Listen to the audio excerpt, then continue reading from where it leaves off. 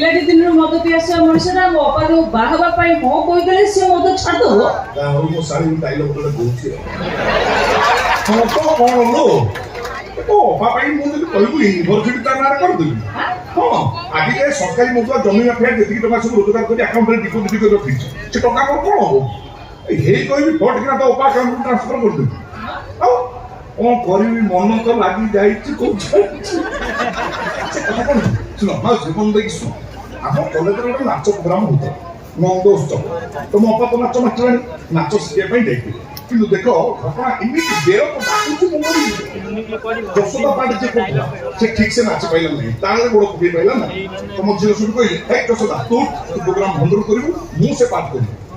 ବିଶ୍ୱାସ କରିବୁନି ତ ଅପା ଯେମିତି ପଳେଇ ଯାଇଛି ଯଶୋଦା ପାଠ କରିବାକୁ ମୁଁ ଚେୟାର ଉପରେ ବସି ରିହର୍ସାଲ ଦେଖୁଥିଲି ଆଉ ଠକିନା ନନ୍ଦ ପାଠ କରିବି। ତମ ଅପା କହିଲେ ବାବୁ ଆପଣ କରିବେ ନନ୍ଦ ପାଠ? ହଁ ତାପରେ ତ ମାଡ଼ି ଯାଇଥିଲା। ଅସୁବିଧା କଣ ହଉଛି?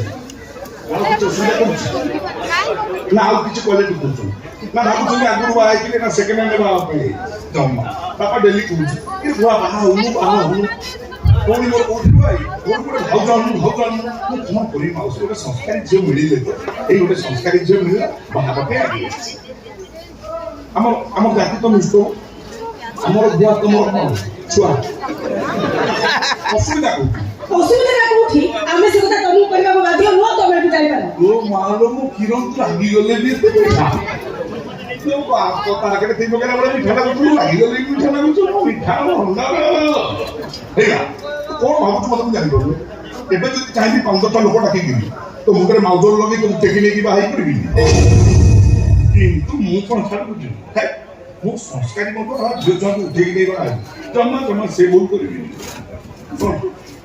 ସେ କୋଠି ଆଇ କହୁଥିଲୁ ସେ ଶାଢ଼ୀ ମୋର କହୁଥିଲୁ ଶାଢ଼ୀ କଣ ତତେ ବାହାରେ ସେ ଶାଢ଼ୀ ହିସାବ ବୁଝୁ ନା ଇନ୍ସପେକ୍ଟର ପ୍ରବଳ ଏସପି ଡିଏସପି ନେତା ମନ୍ତ୍ରୀଙ୍କର ମେଇନ ଶୁଇଛି ମୋ ହାତରେ ଏଇ ଠକିନା ମାଧ୍ୟମ ଶୁଇଛି କାଲି ସକାଳେ କଳାହାଣ୍ଡି ଟ୍ରାନ୍ସଫର। ଆଚ୍ଛା ତମେ ତାହେଲେ ଏଠି ଆମକୁ ଧମକ ଦେବା ପାଇଁ ଚାଲି ଆସିଛ ମିଷ୍ଟର ଦେଲେରୀ ବୁଆ। ଆପଣ କଥା କିଏ କହିବ ଜମି ମାଫିଆକୁ ସଂସ୍କାରୀ ମଦୁଆ?